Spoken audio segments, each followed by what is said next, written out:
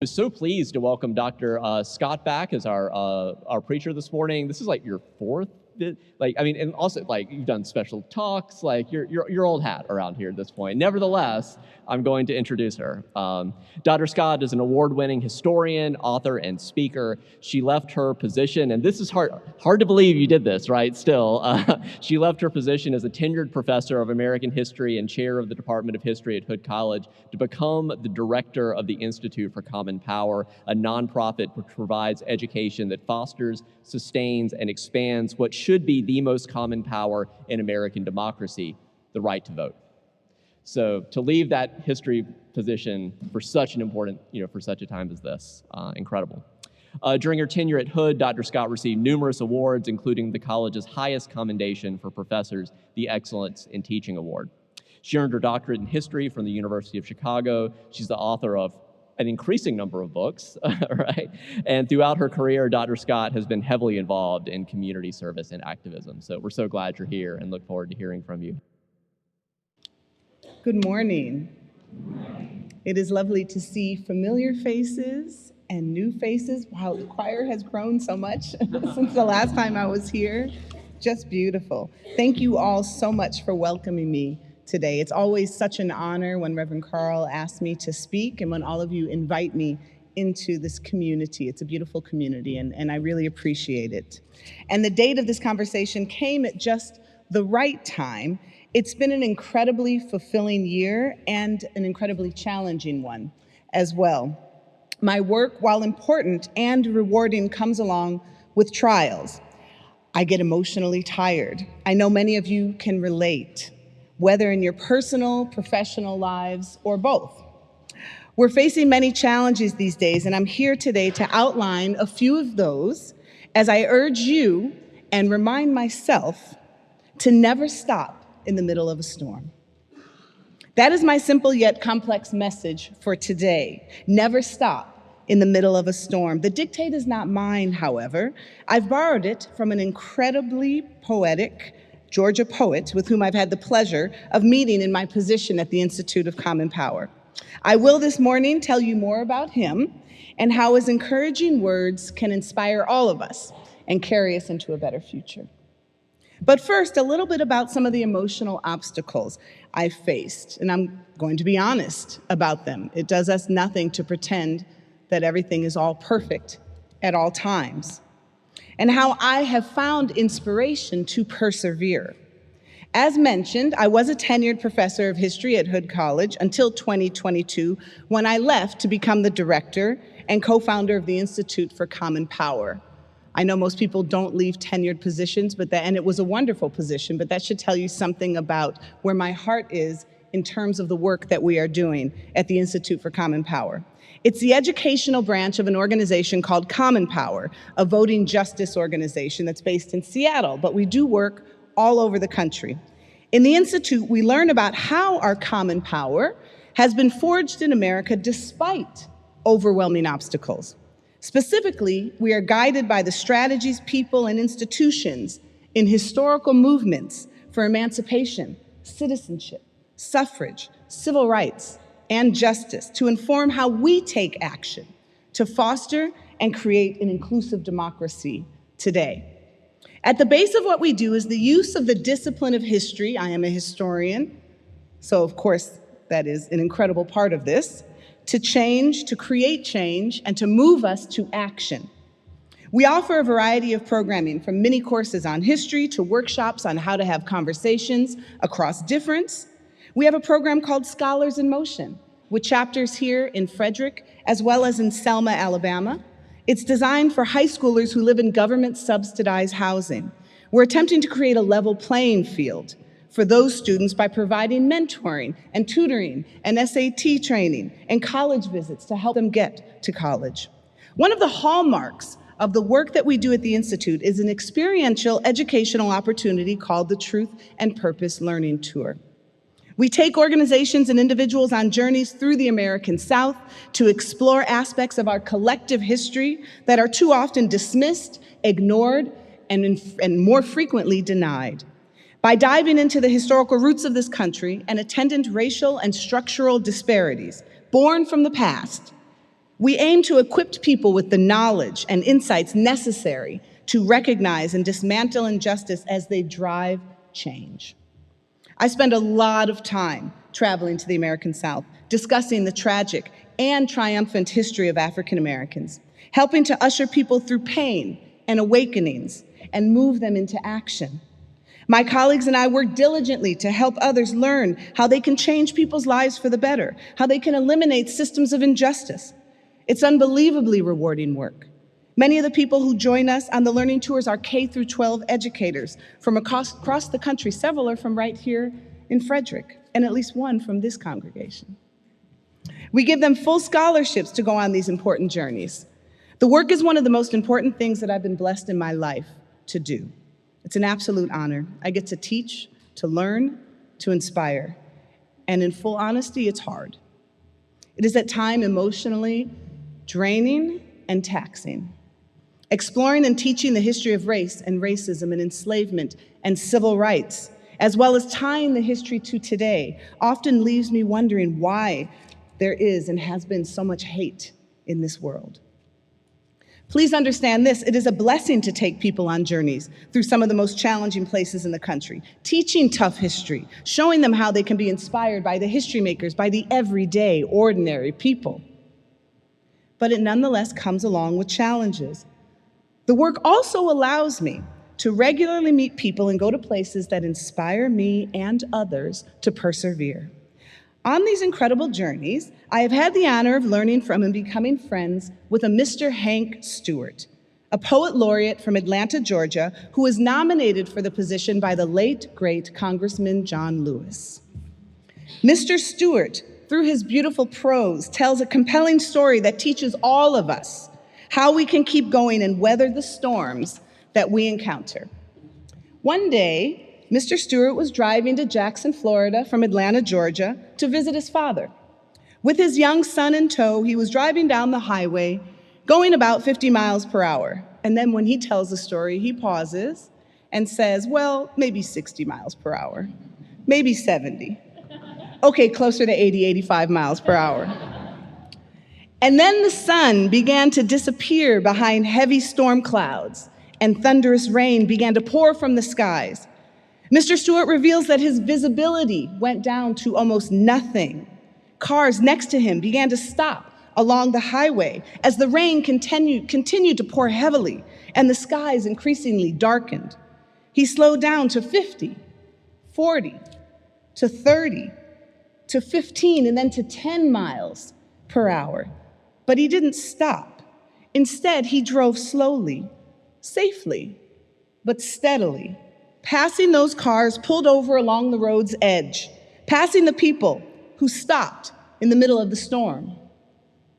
He continued and gradually made his way forward, and then the rains stopped. The sun reemerged and shined ever so brightly in the sky. His visibility returned. He did not stop in the middle of the storm, and on the other side was sunshine and beauty that welcomed him. On the other side was a brighter day. Many of you do and have done incredible work to help others. That is something that I adore about this institution. You work to change lives. I know that you understand me when I say it is an honor to do work in service to others, but I also want to say that it is okay to recognize the work is at times hard, painful. And those feelings can be compounded by the things happening in the world around us. As I stand here today, there is a horrific war happening in the Middle East that divides people here in America. Children are being murdered, hospitals bombed. You can scarcely look at social media without seeing the pain and grief of mothers and fathers who now, despite the differences in their religious beliefs, their culture, their political views, are united by unimaginable loss. There are similar atrocities occurring in Sudan that news outlets here barely cover, but where innocent people are nonetheless dying terrible deaths. It is like living in a piece of hell, an anonymous man told the BBC. There's an assault on truth in this country, an attempt by politically motivated, frequently racist politicians and their bands of anti-woke sycophants to codify the denial of systemic racism and legislate against educators' ability to discuss and teach the vast contributions of African Americans, women, LGBTQ+ Americans, and others who have been vital in the struggle for civil rights, voting justice, and the very growth of this nation. Educators in recent months have been fired for teaching about racial and social justice. Just last week, the officers who murdered a 23-year-old African-American young man, Elijah McClain, in Aurora, Colorado, were acquitted. I have written and spoken about Elijah often since his death. Elijah's last words included him telling his murderers that he loved them. And of course, we each have our own individual challenges that are very real and can impact us in very serious ways. Personal challenges that often leave us feeling downtrodden or discouraged. There's a cost to doing work that is in service to others. There's a cost to understanding the challenges people face around the world. There's a cost, a physical and emotional cost, to personal strife and pain. But we cannot stop driving in the middle of a storm because the cost of stopping is far greater. There is a beauty and sunshine waiting for us on the other side. Furthermore, while there is a cost to work that changes society, work that helps others, it is nothing like the cost paid by people who came before us. History constantly reminds us of this. I say frequently that history is a self-help book. It's inspirational, much like the quote that you shared with us this morning. History tells us stories that sustain our energy to create a just and inclusive democracy. It functions as both prologue and primer. It extends to us warnings as it fills us with the hope and determination necessary to change the world, necessary to redress the evils of the past as we uplift those around us. It teaches us so much about weathering the storm. In 1961, the Freedom Riders, an interracial group of courageous foot soldiers, sought to eliminate segregation on interstate travel. What if they stopped in 1961 because of what they faced and simply went home? What if they said, this is too much, too hard? We would not have transportation equity today.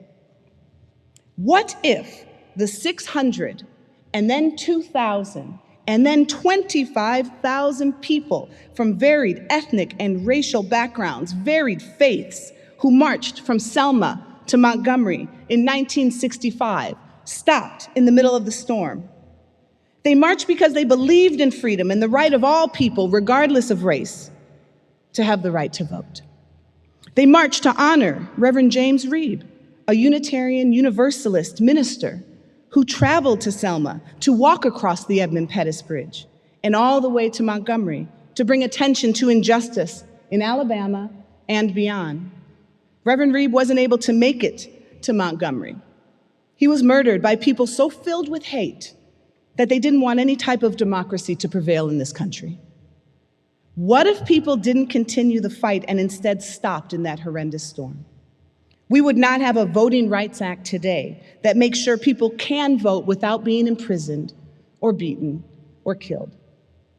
If people who work to create change, to bring about racial and social justice, had stopped their work, we would not have the freedoms we have today. We cannot stop in the middle of a storm. And I must pose to you an exceptionally important question that I want you to ask yourself when you're tired, when you're feeling challenged, when helping others and doing work that makes a difference feels taxing, impossible. Here's the question. If we stop in the middle of the storm and retreat into self, if we don't take care of others, if we don't try to help others, what will happen to them? It's a question that Dr. Martin Luther King Jr. so eloquently posed in his final speech. Last month, I had the honor of traveling to the place where he delivered that speech. It was a profound experience that served as a reminder of why we must keep pushing and never stop. In the midst of the turmoil and uprising that had gripped much of the nation in 1967, when people were rebelling against systemic inequality and police brutality in the absence of human rights, Dr. King penned his final book, Where Do We Go From Here? Chaos or Community? imploring people to understand the frustrations of those situated in the geographically and economically restrictive boundaries of inequality. He called for change, for perseverance, for courage to dismantle an unjust system. The passage of the 1964 Civil Rights Act and the 1965 Voting Rights Act marked seemingly inconceivable and unattainable change. But there was still work to be done. Dr. King, always one to stride confidently and audaciously into the path of change, would lead by example in answering the question posed in his final monograph when he traveled to Memphis, Tennessee, to help what many considered the least among us. On April 3rd, 1968, he arrived in Memphis to come to the aid of striking sanitation workers. Just weeks before his arrival, two men, Ecole Cole and Robert Walker, were fatally crushed by a garbage truck and the city failed to act. Their deaths revealed long-standing abuse and dismissiveness of sanitation workers in Memphis and existed as the spark that ignited an organized effort for change. Dr. King arrived that Wednesday as 1,300 sanitation workers were on strike. He came to aid in their fight. That evening, the evening before his assassination on April 4th, one of the most visible leaders in the world delivered an unbelievably powerful and emotional speech to a crowd gathered at Bishop Charles Mason Temple. There stood King, clenching the edges of the lectern, sick from what appeared to be influenza, understanding and living one of the guiding tenets of his faith, of his identity. What is done to the least of us is done to all of us. While discussing the plight of the local sanitation workers, he posed the following to highlight and herald the importance of self-sacrifice. The question before you tonight, he implored, is not, if I stop to help the sanitation workers, what will happen to all of the hours that I usually spend in my office every day, every week? The question is not, if I stop to help those people in need, what will happen to me? The question, he insisted, is if I do not stop to help the sanitation workers, what will happen to them? That's the question. What will happen to them? The question before us today and every day is what will happen to others if we do nothing? What happens to others if we stop in the middle of the storm? What happens to you personally if you stop in the middle of the storm? Sunshine and better days are on the other side.